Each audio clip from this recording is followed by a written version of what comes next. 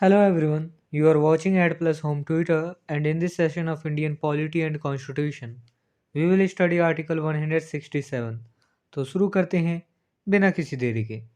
जैसा कि आपको भी पता है, भारतीय संविधान यानी इंडियन कॉन्स्टिट्यूशन को आर्टिकल्स में बांटा गया है और इन्हीं आर्टिकल्स को 22 पार्ट्स के अंतर्गत रखा गया है। इसी 22 पार्ट्स में से 6th पार्ट में द स्टेट्स के बारे में बताया गया है, जिसके अंतर्गत आर्टिकल 152 से लेकर आर्टिकल 237 तक के सारे आर्टिकल्स आते हैं।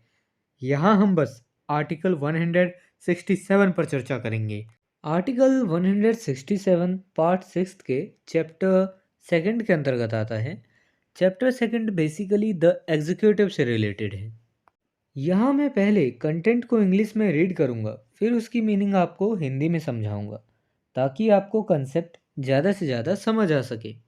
Article 167 talk about duties of Chief Minister as respect the furnishing of information to governor etc.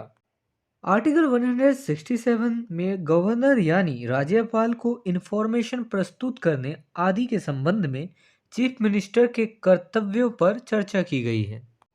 देखिए, आर्टिकल 167 में बस इस बात पर चर्चा की गई है कि जो भी ड्यूटीज होते हैं इंफॉर्मेशन प्रस्तुत करने के लिए, मतलब इंफॉर्मेशन देने के लिए गवर्नर को चीफ मिनिस्टर के द्वारा, चीफ मिनिस्टर जो भी इंफॉर्मेशन गवर्नर को देगा उस ड्यूटीज के बारे में यहाँ पर चर्चा की गई आर्टिकल 167 में। It shall be the duty of the chief minister of each state. हर एक राज्य के चीफ मिनिस्टर का यह कर्तव्य होगा। क्या कर्तव्य होगा वो देख लेते हैं। वो आगे के 3 पॉइंट्स में यहाँ बताया गया है।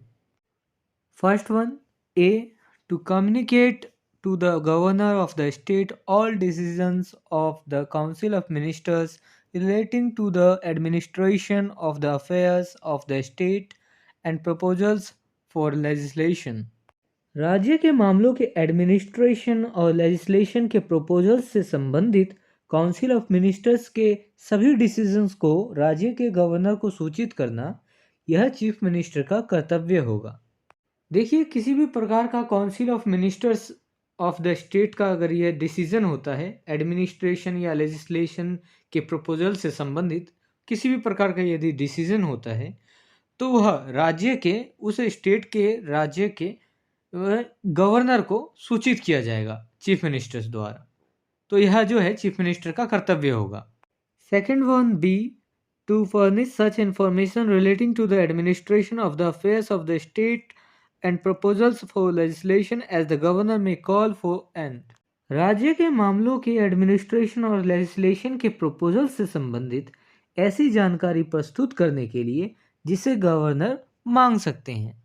देखिए, यदि स्टेट का गवर्नर चीफ मिनिस्टर से यह मांगता है कि जो भी डिसीजन आए हैं, जो भी संबंधित हैं एडमिनिस्ट्रेशन या लेजिस्लेचर के प्रपोजल से संबंधित हैं, कोई भी राज्य का मामला हो, तो उनके बारे में जानकारी प्रस्तुत करने के लिए जो है गवर्नर मांग सकते हैं, ये सारी चीज़ें जानकारी मांग सकते हैं चीफ मिनिस्टर से।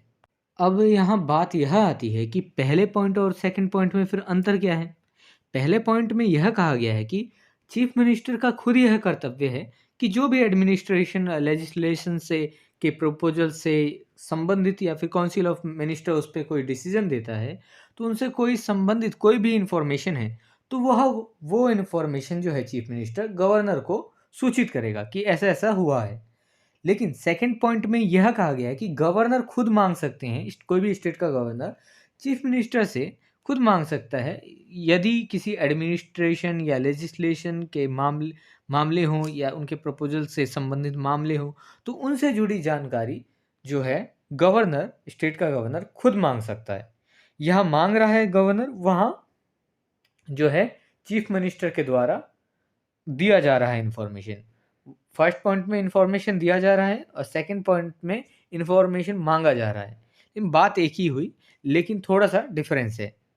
Third point, C, if the governor so requires to submit for the consideration of the council of ministers any matter on which a decision has been taken by a minister but which has not been considered by the council. यदि state के governor को आवश्यकता हो तो वह किसी मामले को काउंसिल ऑफ मिनिस्टर के विचार विमर्श के लिए सबमिट कर सकता है जिस पर किसी मंत्री द्वारा निर्णय लिया गया है, लेकिन जिस पर काउंसिल द्वारा विचार नहीं किया गया है।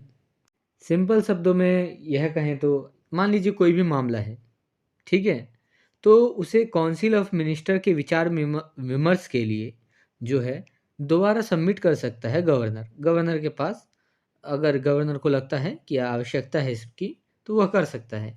और यह कैसा मामला हो सकता है जिस पर किसी पर्टिकुलर मंत्री द्वारा निर्णय लिया गया है, या कह सकते हैं कि लेकिन लेकिन उस जो निर्णय पर है काउंसिल द्वारा विचार नहीं किया गया है।